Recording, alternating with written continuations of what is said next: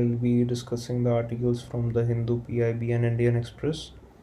So, 4th and 5th of August articles, we'll discuss it in one video because not many topics were relevant. There were mainly repetitions. Mostly from 2 to 3 days, there have been articles about Article 370, abrogation of Article 370, laying foundation stone of Sri Ram Janmabhoomi temple. So mainly, if you consider this a bit of political issues, controversial issues, and to get a direct question for UPSC uh, is very improbable. So let's not get into those issues. Article 370, we would have a broad understanding. So Article 370, uh, it was into a constitution that gave special rights to the state of Kashmir. As you know, it provided it its own constitution. Again, Article 35A, that uh, that was an that gave right to own ownership of land in Kashmir, that have been abrogated completely, and Jammu Kashmir and Ladakh have been made union territories directly under the central government. Now many people are against it, and many people uh, are into support of it. So let's see. It's This is article saying rekindle Kashmir. Uh, so basically, what author want to say is, there have been local leaders that have played a very integral part in showing their integrity towards India. For example, in 1965 there was Operation Gilbert that was failed by two local leaders, Muhammad Deen and Wazir Muhammad. They informed our local military about the infiltration of Pakistani terrorists, and so this Operation Gilbert that was conducted by Pakistani army, that was completely shackled by our military. Then author further says that Baramullah's Maqbool Sherwani, he also played a very major role in 1947 uh, to to stop the infiltration of the invaders uh, to march to Kashmir from Baramulla. So author basically says that you have to give respect to all this local leaders. You have to promote them. You have to celebrate them locally, so that people can connect to the larger feeling of nationalism. Now this article, time to unlock Kashmir, again, it's talking about releasing all the all the political prisoners. As you know, since the abrogation of Article 370, many of the major leaders have been into house arrest. So it's basically talking about freeing them, a change that had federalism, inclusion. So again, the same point, to release political prisoners, uh, to respect democratic rights of the people. This is the whole analysis of Article 370 and Kashmiri myth making in this article. Author is saying that there have been very national myth making. People have been misled by films, musics, media, etc., on the real condition of Kashmir. There are a lot of myths about the Kashmir. It was also said that Article 370 was responsible for terrorism, and its removal would reduce it. Article says that nothing of that sort happened.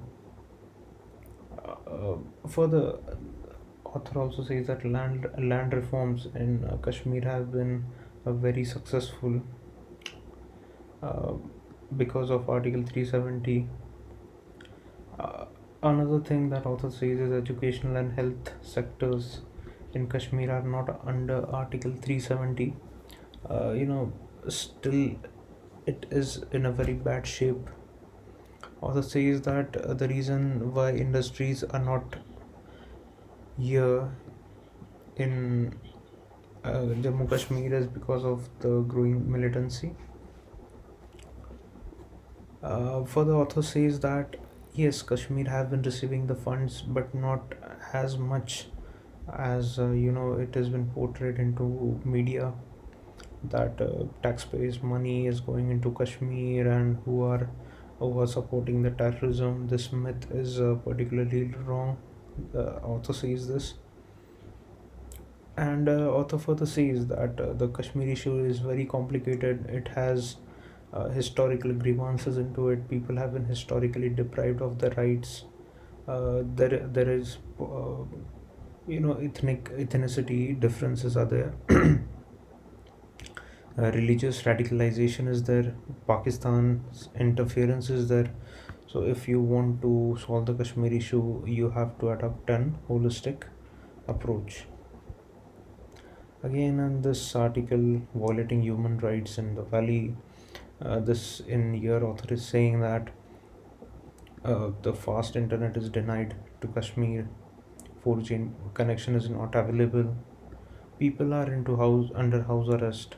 Now author says that this concept of house arrest is nothing nowhere given into criminal manual, but still state has been empowered to declare a building as a jail, and it is double repression, as you are converting your own house into jail, and they're not even paying the compensation and all. So also says that these things have been also happening in Mizoram, that army takes the property for property under control to stop the insurgents or carry out its operation, and then the owners are denied the rights. Again, preventive detention, author says, is Public Safety Act have been largely misused, and a large number of peoples are captive under it. Jammu, Kashmir, and Ladakh a year on. Again, author says that Article 335A was good and all. And then he talks about National Saffron Mission. This is an initiative. More than 3,500 hectares of land have been rejuvenated for saffron cultivation. Further, author says that you know uh, the 73rd and 74th Amendment Act of Constitution, uh, that that hopes to strengthen the local level democracy, are very essential in Kashmir. Uh, a year author says that Article 35A deprived women of their rights, and uh, all the people who came from Pakistan long ago, denied to them the right to land. And also basically abrogation of Article 35A is justified actually in this article. Then again here, the author says that uh, you know we say the everything is calm and quiet, and uh, everything is good, but people are just not being able to express their grievances through the institutions. you know there is complete curb on press, and uh, you know journalists are not being able to do their jobs. Again, only 2G network is available there.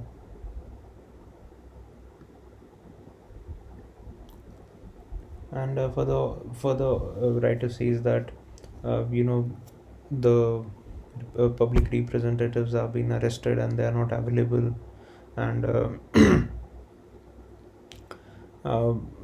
it is to see that how much local panchayats can do now.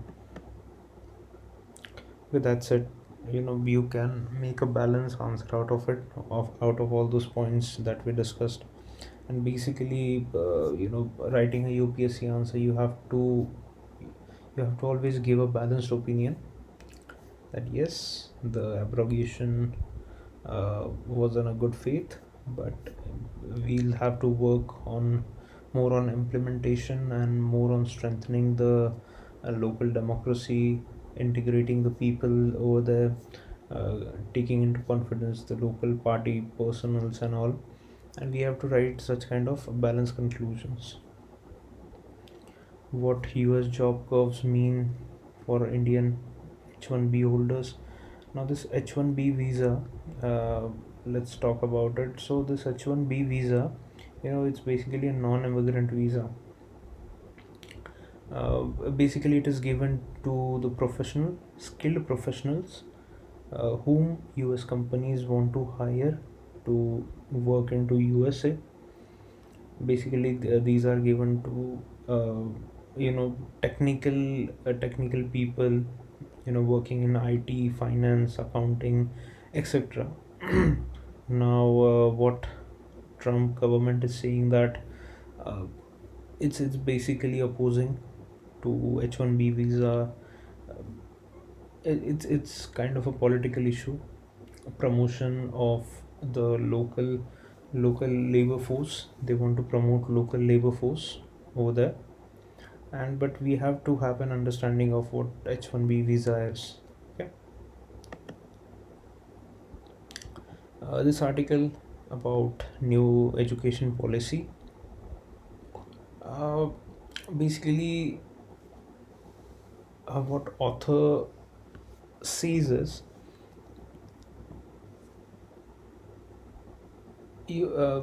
like as we discussed earlier, see, new education policy, it recommends that states preferably should have, you know three language formula. It doesn't impose anything, but it says, like, if possible, you can have three language formula.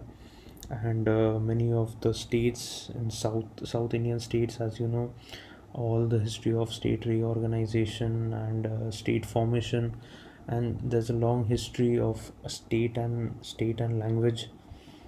uh, so again, many of the leaders in South India are worried that even if it is even if it is a preference and it is a choice, but slowly and gradually it could turn into a compulsion. So they are very apprehended about it. So here author says is that let let's not go into that, and let state have their own language policies. Okay. The reason what the center gives is to promote the national unity, but it would again bring up some another issues, as author says. And uh, there is also a counter argument towards it, that many of the students would be then denied the opportunity to learn Hindi, uh, because now you see, there is huge migrations. People from north come to people from south come to north, and many of the time people from north go to south. So English is not so accessible, so Hindi comes very handy. It is our uh, national language, not official, but still our national language. So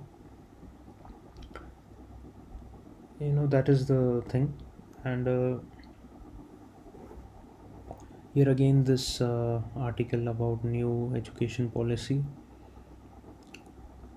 uh, author says here, she gives another kind of an uh, argument, that the bhasha schools, or the local medium languages, they were performing very good during our independence movement, during time of independence.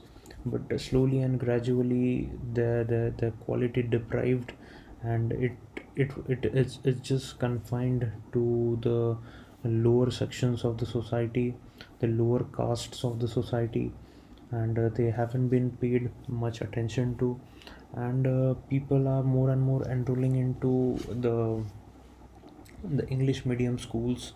So what author is saying that you have to increase the standard of this bhasha school, and also include English into them, so that there is no the students in this bhasha school can cope up during their schools and the graduation time. This is all the whole article is about.